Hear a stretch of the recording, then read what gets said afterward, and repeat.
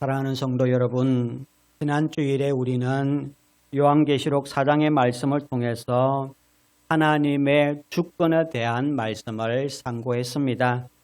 요한계시록 4장과 5장에는 크게 두 가지 중요한 이미지가 나타납니다. 하나는 정치적인 이미지고 또 하나는 예배의 이미지입니다. 정치적인 이미지는 무엇입니까? 바로 보좌입니다. 그리고 그 보좌에 앉으신 하나님입니다. 보좌는 하나님께서 온 세상과 온 우주를 다스리시는 만왕의 왕이시라는 사실을 보여줍니다. 그러므로 우리는 그분 앞에 무릎을 꿇어야 합니다. 단순히 예배당에 나와 예배를 드린다는 차원만이 아닙니다.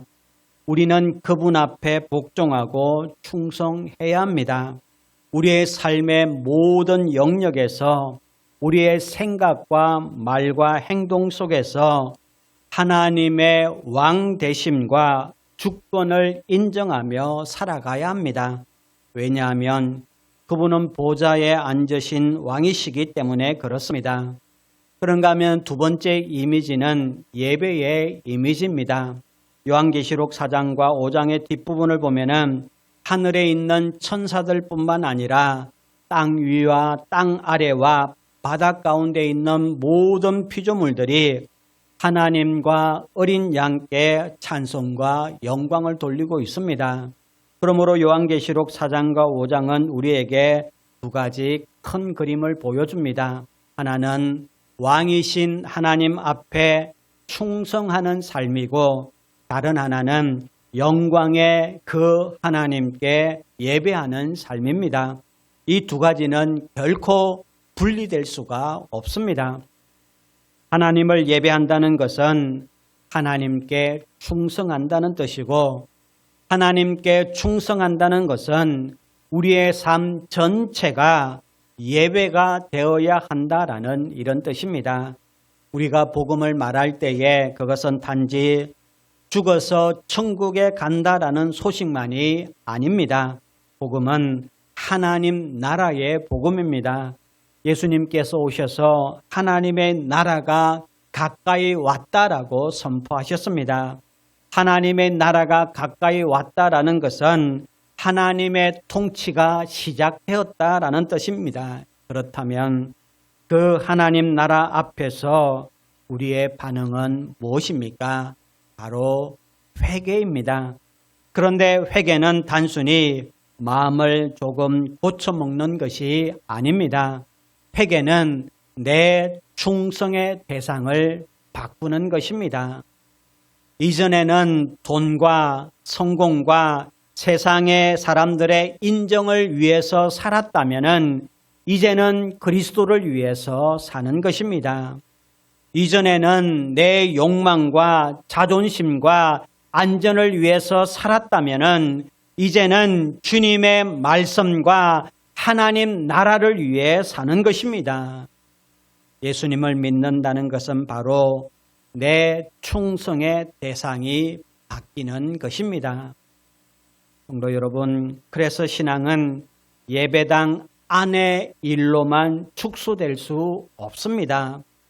주일 아침에 예배당에 나와 예배드리는 것은 너무나 중요합니다. 그러나 그것만으로 우리의 신앙을 다 설명할 수는 없습니다. 신앙은 삶 전체입니다. 내가 왜 사는가? 무엇을 위해서 사는가? 무엇 때문에 손해를 감수하는가? 무엇 앞에서 내 자존심을 내려놓는가? 무엇 때문에 내 분노를 멈추는가? 그 대답이 그리스도라면 우리는 하나님 나라 백성으로 살아가는 것입니다. 하루에도 수없이 충성의 갈림길 앞에 우리는 섭니다.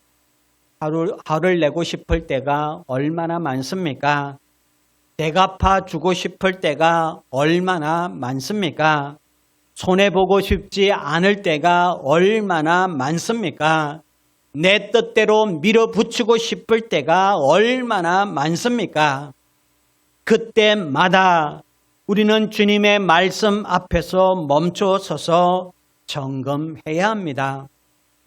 나는 지금 누구에게 충성하고 있는가? 내가 그토록 붙들고 있는 것은 그리스도인가 아니면 내 자존심인가?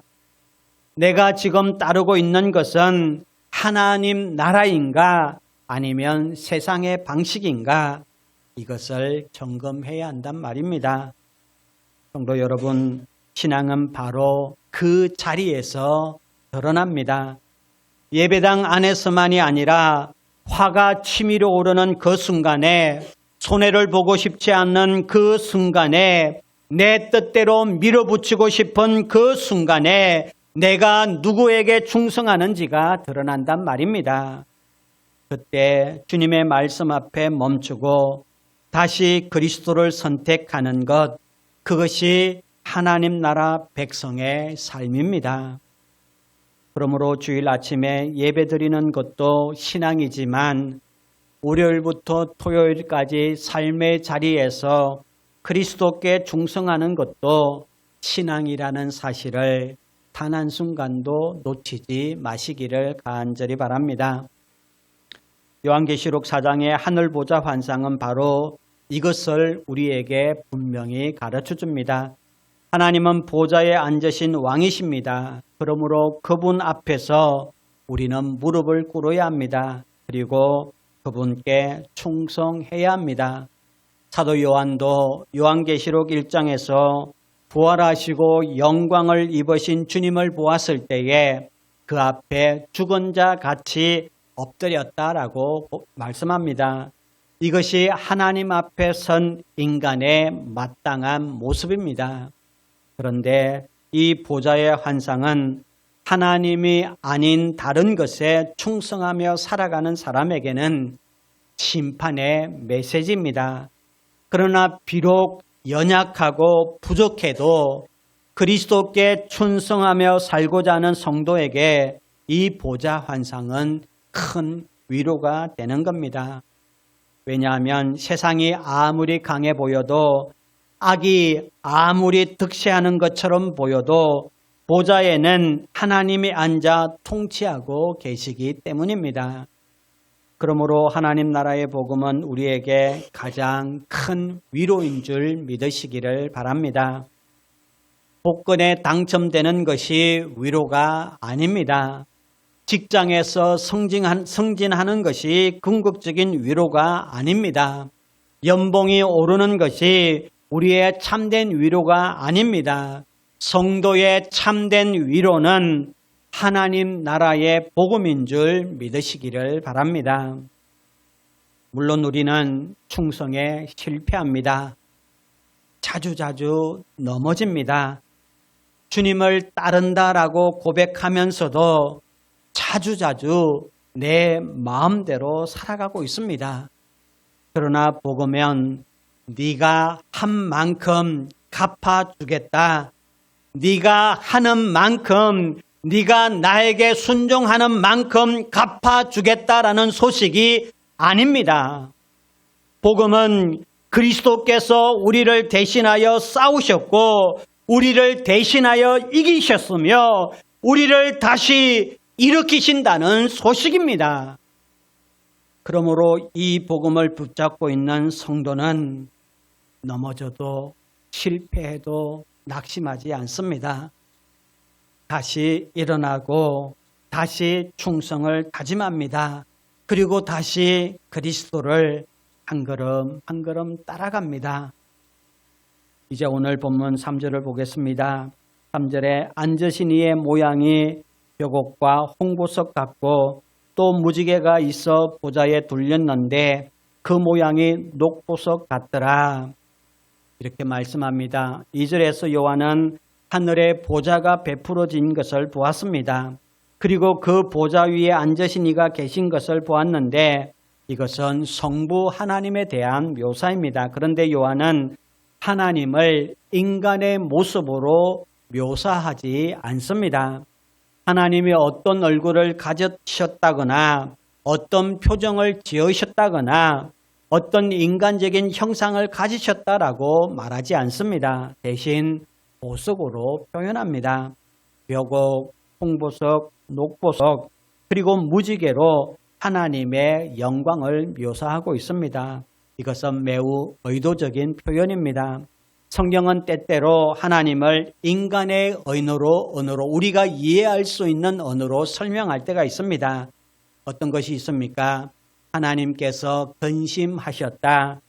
하나님이 뜻을 돌이키셨다라는 표현도 나옵니다. 그러나 그것은 하나님이 우리 인간처럼 변덕스럽다거나 하나님이 실수하신다는 뜻이 절대로 아닙니다. 우리가 알아들을 수 있도록 인간의 언어로 하나님의 뜻을 설명해 주신 것입니다. 그런데 오늘 본문에서 요한은 하나님을 사람의 얼굴이나 형상으로 설명하지 않습니다. 대신 벽옥과 홍보석과 녹보석 그리고 무지개의 이미지로 하나님의 영광을 묘사합니다. 왜냐하면 지금 요한이 보고 있는 하나님은 천지를 창조하신 분이시기 때문입니다. 무한하시고 불변하시고 영원하신 하나님입니다. 피조물과 비교할 수 없는 거룩하고 영광스러운 분입니다. 로마 황제는 자신을 신이라고 주장했습니다. 그러나 그는 사람입니다. 그는 죽습니다. 하지만 보좌에 앉으신 하나님은 피조물이 아닙니다. 그분은 영원히 살아계신 하나님이십니다. 모든 피조물로부터 영광과 찬송을 받으시기에 합당하신 그런 분입니다.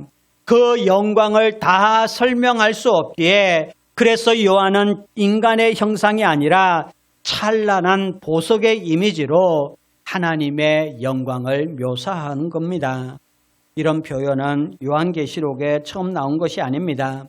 출애굽기 24장을 보면 모세와 아론과 나답과 아비후와 이스라엘의 장로 70명이 하나님을 뵙는 장면이 나옵니다. 그때 성경은 이렇게 기록합니다. 이스라엘의 하나님을 보니 그의 발 아래에는 청옥을 편 듯하고 하늘같이 청명하더라. 이렇게 기록합니다. 하나님의 발 아래가 청옥을 편 듯했다라고 말합니다. 사파이어처럼 푸르고 청명한 보석의 이미지로 하나님의 영광을 묘사하는 겁니다. 에스겔 1장에서도 비슷한 장면이 나옵니다. 에스겔은 보좌의 형상을 보았고 그 모양이 남보석 같다라고 표현합니다. 또 그 사방의 광채는 비 오는 날 구름에 있는 무지개 같다라고 말합니다. 성경은 하나님의 영광을 묘사할 때에 이렇게 보석과 광채와 무지개 이미지를 사용합니다. 이것은 하나님이 어떤 재료로 되어 있다라는 뜻이 절대로 아닙니다. 하나님이 얼마나 영광스러운 분이신지, 얼마나 초월적인 분이신지, 가까이 할 수 없는 빛 가운데 거하시는 분이신지를 우리에게 보여주는 표현이란 말입니다. 실제로 우리는 피조물인 태양을 눈을 뜨고 똑바로 쳐다볼 수 있습니까? 없습니까? 태양을 절대로 없습니다. 하물며 태양을 창조하신 하나님, 빛 자체의 근원이신 하나님을 우리가 어떻게 감히 다 볼 수 있겠습니까? 그러므로 벽옥과 홍보석과 녹보석은 모두 하나님의 영광을 표현하는 보석의 이미지입니다. 특별히 여기 벽옥은 요한계시록 21장에서 새 예루살렘의 영광을 묘사할 때에 등장합니다. 새 예루살렘의 빛이 지극히 귀한 보석 같고 벽옥과 수정같이 맑았다라고 기록합니다. 또 그 성곽이 벽옥으로 쌓여 있다라고 말합니다. 홍보석의 붉은 빛은 하나님의 엄위하심과 심판을 떠올리게 하고 보좌를 둘러싼 무지개는 하나님의 언약과 긍휼을 떠올리게 합니다. 노아의 홍수 이후에 하나님께서 무지개를 언약의 표로 주셨듯이 요한이 본 보좌 주변에도 무지개가 있었습니다. 이것은 보좌에 앉으신 하나님이 심판하시는 분이시지만은 동시에 자기 백성을 기억하시고 긍휼을 베푸시는 하나님이시다라는 사실을 분명하게 보여주는 겁니다. 하나님은 악을 심판하지만 그 심판으로 끝내지 않습니다. 마침내 새 하늘과 새 땅을 이루시고 자기 백성을 구원하실 것입니다. 5절을 보겠습니다. 보좌로부터 번개와 음성과 우레소리가 나고라고 기록합니다.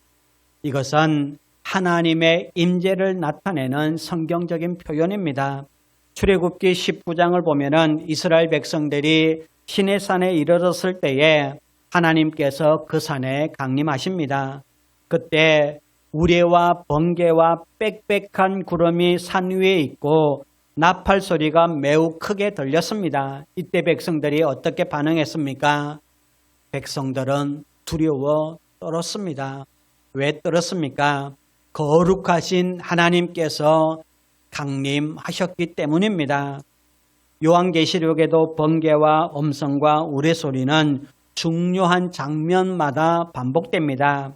7인의 심판을 마칠 때, 7 나팔의 심판이 마칠 때, 7 대접의 심판이 마칠 때 이와 같은 표정이 계속해서 등장합니다. 그러므로 요한계시록 4장 5절의 번개와 음성과 우레소리는 앞으로 하나님의 심판이 시작될 것임을 보여줍니다. 보좌에 앉으신 하나님은 단순히 멀리 서서 바라보시는 분이 아닙니다. 그분은 역사를 심판하시는 하나님이십니다. 악을 꺾으시고 죄를 드러내시며 자기 백성을 구원하시는 그런 하나님이란 말입니다. 그런가 하면은 6절에 보좌 앞에 수정과 같은 유리바다가 있고 라고 기록합니다. 요한은 보좌 앞에 수정과 같은 유리바다를 봅니다. 여기서도 우리는 이것을 문자적으로만 상상해서는 안 됩니다. 요한계시록은 상징과 환상의 언어로 하나님의 계시를 전하고 있는 겁니다.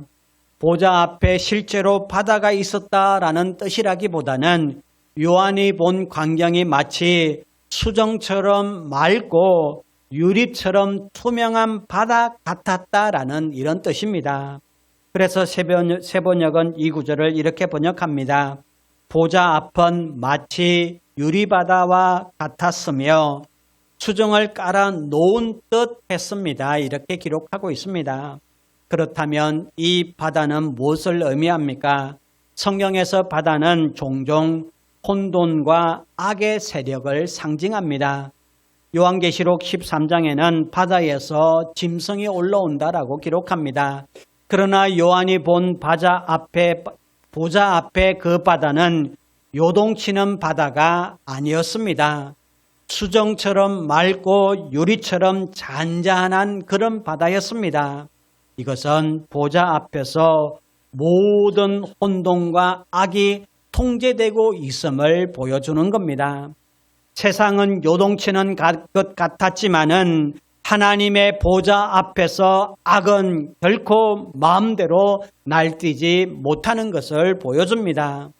하나님께서 다스리시고 하나님께서 잠잠하게 하시며 마침내 모든 악을 끝내실 것입니다.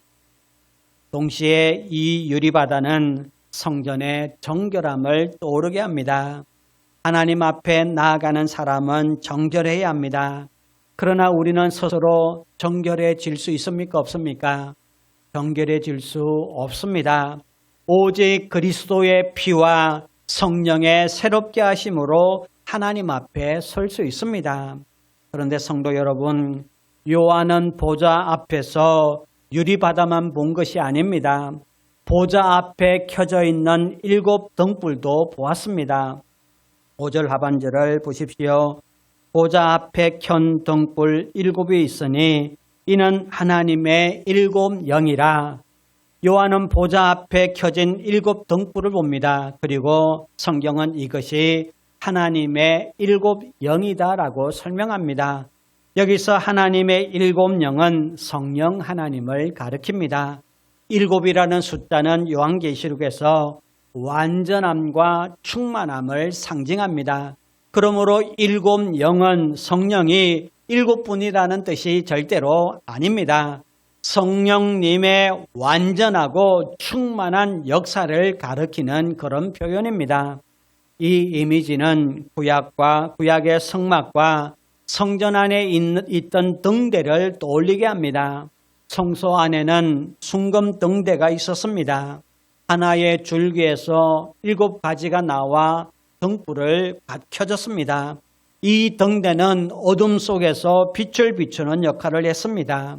그래서 스가랴 4장에 보면은 스가랴 선지자는 순금 등잔대 한 상을 보았습니다.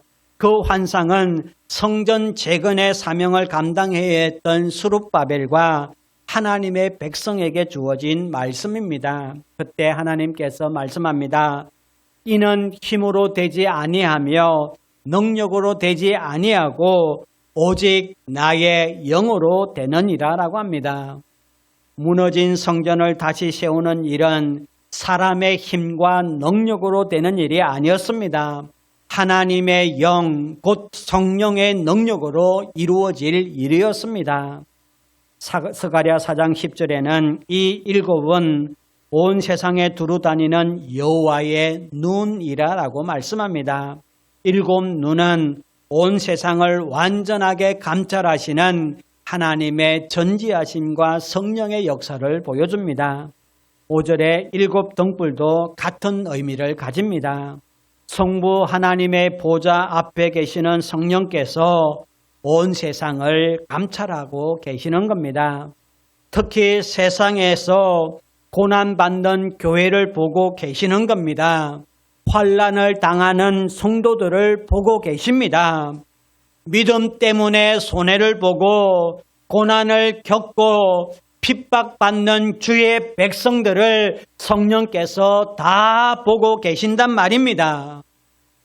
성도 여러분, 하나님은 모르시는 분이 절대로 아닙니다. 성령님께서 우리의 그 눈물을 외면하시는 분이 아닙니다.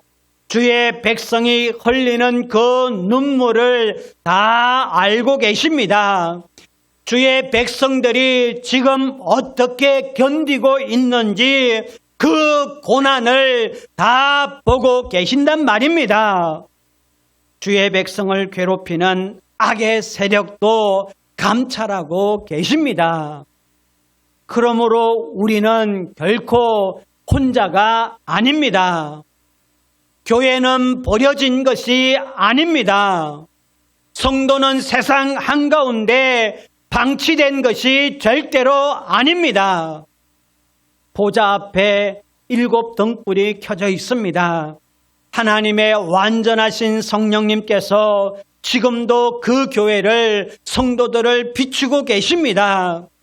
어둠 속에서 진리를 밝히 드러내시고 흑암에 붙잡힌 영혼들을 구원하시며 주의 백성들을 끝까지 붙들고 계십니다. 이 사실을 믿습니까? 그런데 성도 여러분, 요한계시록 4장은 보좌의 영광만 보여주고 끝나지 않습니다. 그 보좌 앞에 누가 예배하고 있는지까지 보여줍니다. 본문에 네 생물이 등장합니다. 이 네 생물은 사자 같고 송아지 같고 사람 같고 독수리 같다라고 묘사됩니다. 이것은 하나님께서 지으신 모든 피조 세계를 대표하는 상징으로 볼 수 있습니다. 힘 있는 것, 섬기는 것, 그리고 지혜로운 것, 높이 나는 것까지 모든 피조물이 보좌에 앉으신 하나님 앞에서 예배한다라는 것을 우리에게 보여주는 겁니다. 그 네 생물은 밤낮 쉬지 않고 이렇게 찬송합니다. 거룩하다, 거룩하다, 거룩하다 주 하나님 곧 전능하신 이여, 전에도 계셨고 이제도 계시고 장차 오실 이시라. 하나님은 거룩하신 분입니다. 피조물과 구별되신 분입니다. 또한 시간 속에 갇히신 분도 아닙니다. 전에도 계셨고 이제도 계시고 장차 오실 영원한 하나님이십니다. 그리고 그 보좌의 둘레에 24장로가 있습니다. 이 24장로가 누구인가 대해서는 여러 가지 해석이 있습니다. 저는 하나님의 구원받은 백성을 대표하는 모습으로 이해하기보다는 하늘 보좌 앞에서 하나님을 섬기는 대표적인 천상적 존재, 곧 천사적 장로로 저는 이해합니다. 분명한 것은 24장로는 보좌 앞에서 자기 영광을 주장하지 않습니다. 그들은 금면류관을 쓰고 있지만은 그 면류관을 어떻게 합니까? 자기 머리에 계속 붙들고 있는 것이 아니라 보좌 앞에 엎드려 하나님께 올려드립니다. 이것이 참된 예배입니다. 예배는 내가 받은 것을 내 자랑으로 삼는 것이 아닙니다. 예배는 내가 받은 모든 영광과 모든 은혜를 다시 하나님께 돌려드리는 시간이라는 사실을 단 한순간도 잊지 마시기를 간절히 바랍니다. 사랑하는 성도 여러분, 지금까지 우리는 요한이 본 하늘 보좌의 환상을 함께 보았습니다. 요한은 하늘 보좌에 앉으신 하나님을 보았습니다. 그는 하나님을 인간적인 모습으로 설명할 수 없었습니다. 그래서 성령의 감동으로 벽옥과 홍보석과 녹보석 그리고 무지개의 이미지로 하나님의 영광을 묘사했습니다. 그리고 또한 그 보좌로부터 번개와 음성과 우레소리가 나는 것을 보았습니다. 그리고 그 보좌 앞에 수정과 같은 유리바다와 보좌 앞에 7 등불을 보았습니다. 그리고 내 생물과 24장로가 하나님께 영광을 돌리는 그 영광스러운 예배의 모습도 보았습니다. 그렇다면 이 말씀이 오늘 우리에게 왜 필요한 것일까요? 우리는 이 땅에서 신앙생활을 하며 갈등을 겪으며 살아가고 있습니다.